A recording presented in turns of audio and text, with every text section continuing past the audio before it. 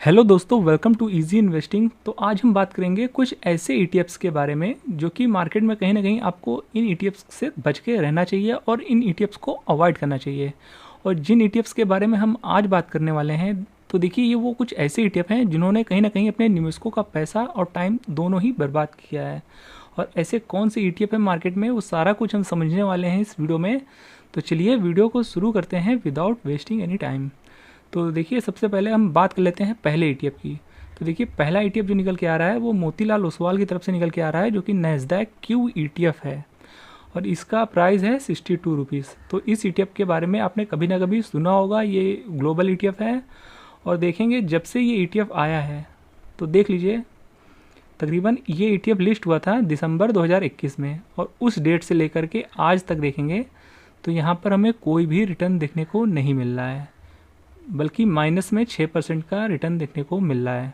हालांकि कुछ टाइम पहले से हल्की सी रिकवरी इसमें स्टार्ट हुई है, अदरवाइज तो काफ़ी नीचे था ये ईटीएफ।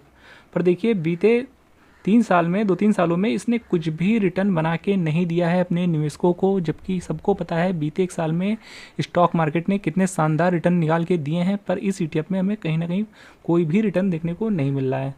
तो निवेशक हैं या फिर स्विंग ट्रेडर हैं आप, तो कहीं ना कहीं ऐसे ईटीएफ से आपको बच के रहना चाहिए और इस ईटीएफ को कहीं ना कहीं आपको अवॉइड करना चाहिए। तो चलिए अब बात कर लेते हैं दूसरे ईटीएफ के बारे में कि दूसरा ईटीएफ कौन सा है। तो चलिए उसके बारे में भी हम एक बार देख लेते हैं। तो देखिए दूसरा ईटीएफ जो है वो आप अपनी स्क्रीन पे देख पा रहे होंगे, ये है निपॉन इंडिया की तरफ से हैंग सेंग 20 ईटीएफ, जिसका की प्राइस 276 रुपये है आज के दिन। हालांकि इसमें तेज़ी बनी है, पर देखिए जब से ये ईटीएफ लिस्ट हुआ है वहाँ से देखेंगे तो देखिए ईटीएफ काफ़ी पुराना है, क्योंकि ये है हैंग सेंग 20 जो कि हांगकांग के स्टॉक मार्केट को कवर करता है। और इसका लिस्टिंग हुई थी तकरीबन 2010 में। 14 साल हो गए मार्केट में, पर देखिए रिटर्न यहाँ पर सिर्फ और सिर्फ 86% के ही शो कर रहे हैं। आप इमेजिन कर सकते हैं। देखिए कुछ ईटीएफ्स ने तो एक साल में भी 86% तक के रिटर्न निकाल के दिए हैं, लाइक सीपीएससी ईटीएफ और फैंग प्लस ईटीएफ। तो ऐसे मार्केट में कई सारे ईटीएफ हैं जिन्होंने 80% या 100% के रिटर्न दिए हैं बीते एक साल में। पर यहाँ देखिए ये 14 साल में यहाँ पर सिर्फ और सिर्फ 86% के रिटर्न निकाल के दिया है अपने निवेशकों को। तो आप समझ सकते हैं कि इसमें कुछ भी रिटर्न हमें देखने को नहीं मिल रहा है। इतना इससे ज़्यादा तो एफडी में रिटर्न बन गया होता लोगों का अगर लॉन्ग टर्म बैठे होते तो।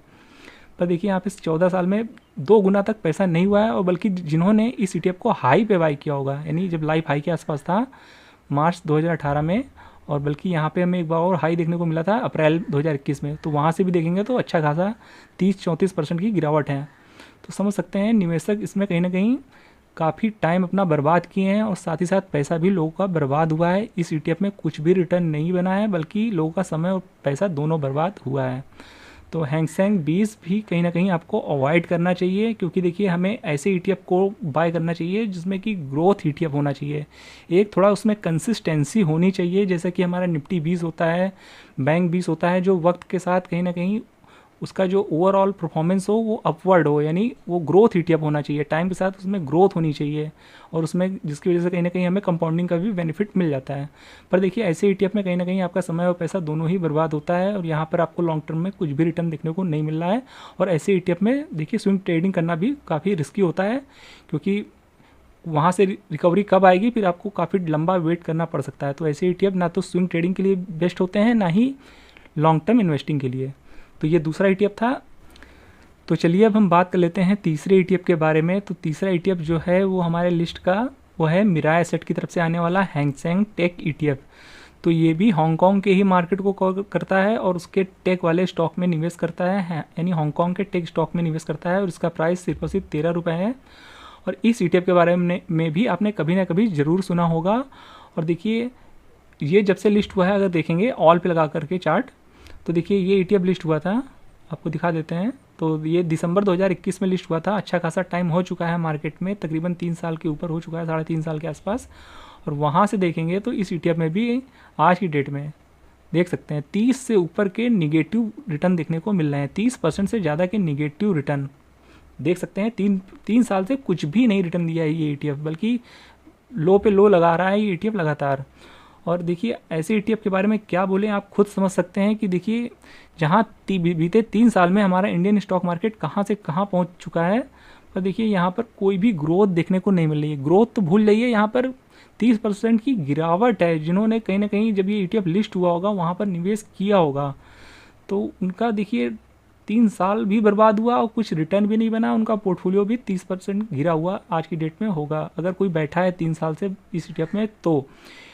और देखिए इसमें क्या आप स्विंग ट्रेडिंग करेंगे, इसमें स्विंग ट्रेडिंग इसमें क्या होगी, कुछ भी नहीं होगी। किसको पता है कौन सा बॉटम है, कल को उसके नीचे भी बॉटम बन जाएगा।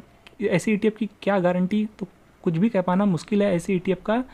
तो कहीं ना कहीं आप इंडियन में जो बेस्ट ईटीएफ हैं उनमें ही फोकस करें, जो कि बेस्ट सेक्टर के हैं या बेस्ट इंडेक्स के हैं, तो उन्हीं में ही आप स्विंग ट्रेडिंग करिए, लॉन्ग टर्म इन्वेस्टिंग करिए, वो ज़्यादा बेटर ऑप्शन है। और ऐसे ईटीएफ में अगर आप देखेंगे कि काफ़ी गिरावट है, यहाँ पर निवेश कर दिया जाए जिसमें हमें अच्छा खासा रिटर्न बन सकता है भविष्य में, तो देखिए ऐसे इंडेक्स में निवेश करना कहीं ना कहीं रिस्की होता है, जो कि ग्रोथ इंडेक्स नहीं है या फिर ग्रोथ सेक्टर नहीं है। क्योंकि देखिए पास्ट परफॉर्मेंस इन ईटीएफ में कुछ भी नहीं देखने को मिल रही है। हमने 3 ईटीएफ के बारे में बात की है अभी तक, और तीनों ही ईटीएफ ऐसे थे जिनमें हमें ग्रोथ नहीं देखने को मिल रही है। तो जहाँ कंसिस्टेंसी नहीं है तो वहाँ पे आपको ट्रस्ट नहीं करना चाहिए। और एज अ रिटेल निवेशक हम ज़्यादा रिस्क नहीं ले सकते हैं, हम कम रिस्क लेते हैं, इसी वजह से तो ईटीएफ में है। तो कहने का मतलब है आप समझ सकते हैं कि ऐसे ईटीएफ से आपको दूर रहना ही बेस्ट है, जहाँ पर आपको ग्रोथ लगातार देखने को नहीं मिल रही है। और ऐसे में यहाँ पर आपको कंपाउंडिंग तो भूल जाइए, यहाँ पे आपको प्रिंसिपल भी आपका खतरे में आ सकता है। तो आई होप ये आपको जो ये 3 ईटीएफ के बारे में हमने बात की है समझ में आ गया होगा कि कहीं ना कहीं इन 3 ईटीएफ से आपको मार्केट में दूरी रखनी चाहिए।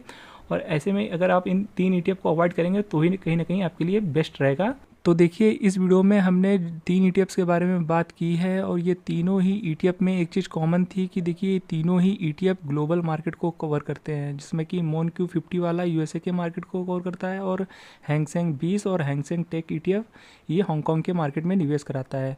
और ये जो हांगकांग वाली ईटीएफ है इनमें आपको कुछ स्टॉक चाइना के भी देखने को मिल जाते हैं, तो इस बात का आपको ध्यान रखना है। बाकी ये जो 3 ईटीएफ थे इनमें से 2 ईटीएफ ऐसे थे, MONQ50 और हैंगसेंग टेक ईटीएफ वाला, जो कि अपने लिस्टिंग प्राइस से भी काफ़ी नीचे ट्रेड कर रहे हैं।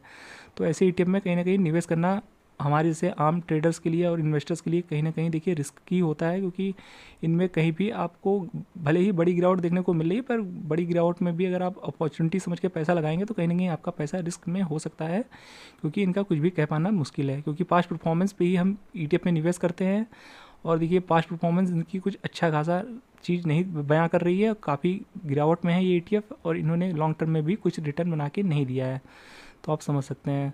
बाकी अगर आप इनमें निवेश करना चाहते हैं फिर भी, तो एक बार अपने फाइनेंशियल एडवाइज़र की हेल्प ज़रूर लें, उसके बाद ही किसी भी प्रकार का निवेश का अपना नज़रिया बनाएं। तो ये 3 ईटीएफ थे जो कि हम सोचा आपको पता होना चाहिए कि मार्केट में ऐसे कौन से ईटीएफ है जो कि काफ़ी रिस्की होते हैं। तो आई होप ये वीडियो आपको इन्फॉर्मेटिव लगा होगा। वीडियो अच्छा लगा हो तो वीडियो को लाइक और चैनल को सब्सक्राइब जरूर कर दीजिएगा। मिलते हैं नेक्स्ट वीडियो में, तब तक के लिए keep learning and be disciplined.